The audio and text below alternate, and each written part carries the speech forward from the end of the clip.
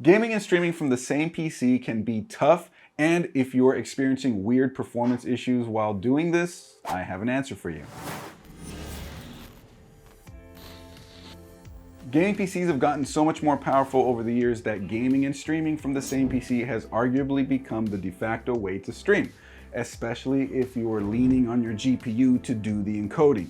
The simplicity of the setup just makes it so easy to get up and running. With that said, if you're gaming at more demanding resolutions than 1080p and pushing high frame rates, then you might notice weird issues with performance and things like browsers, Discord, and more while streaming. Want to watch a quick clip of some kind in between game matches while you're live, but it keeps lagging and looking terrible? Yeah, here are some tips to help deal with that. Tip number 1. If you're a Windows 10 user, be sure to disable hardware accelerated GPU scheduling. This is under graphics settings. Just make sure it's unchecked and you're good.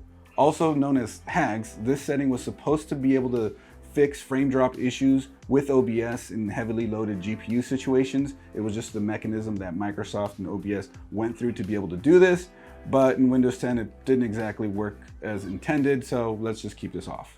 Tip number 2, set OBS to always open as administrator. This helps to make sure OBS always has the graphics resources it needs to operate properly and not drop frames. To do this, find your OBS shortcut and right-click it, then select Properties. Click the Advanced button, then check the box for Run as Administrator. Special note for Windows 11 users, hardware accelerated GPU scheduling does work as it should, so be sure to do the opposite of tip number 1 and enable HAGs. And you can just ignore tip number 2 since that's unnecessary in this situation.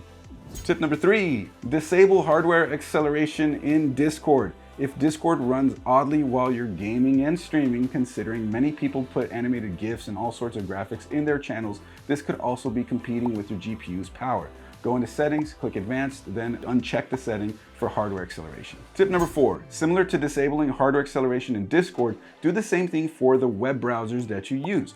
For Firefox, click the 3 lines menu button and select Settings. Scroll down to the Performance section and make sure Use Hardware Acceleration when available is unchecked. For Google Chrome, select the 3 dots menu and click Settings. On the left, look for System. This might be under Advanced, or it might just be right there depending on the version of Chrome that you're on. Then just make sure Use Hardware Acceleration when available is ticked off. Tip number 5. Limit your FPS in games. While this can be done on a per game basis in the graphics settings of whatever games you play most, there's a way to do this where it's simply set it and forget it. For NVIDIA users, right-click your desktop and click NVIDIA Control Panel. Go into Manage 3D Settings, then make sure you're in the tab for Global Settings. Scroll down to Max Frame Rate and set that to the lowest possible FPS that you're happy to play at. For Radeon users, right-click your desktop and select AMD Software Adrenaline Edition. Then in the Gaming tab, click the Global Graphics button. From there, tick the setting to enable Radeon Chill and set a minimum FPS to something like 30 and a maximum FPS to the lowest possible FPS you'd be happy to play at. For me, even on a 144Hz screen, I limit to 120 FPS. If your monitor's refresh rate is something like 100 Hz, then limiting to 100 FPS could also be a good idea too. Could VSync do the same?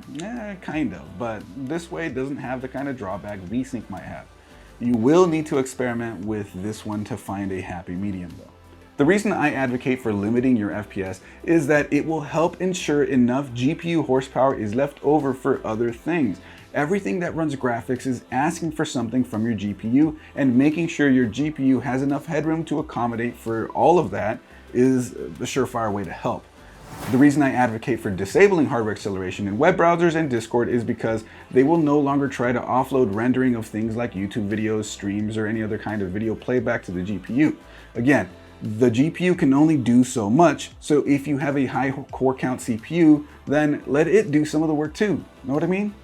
Making sure you're getting the most FPS out of your games while streaming is also important. I have an entire video on what to do to make sure there aren't any unnecessary resources stealing power from your graphics card to make sure your games run as best as they can. So click over here to watch that, or linked right over here off to the side.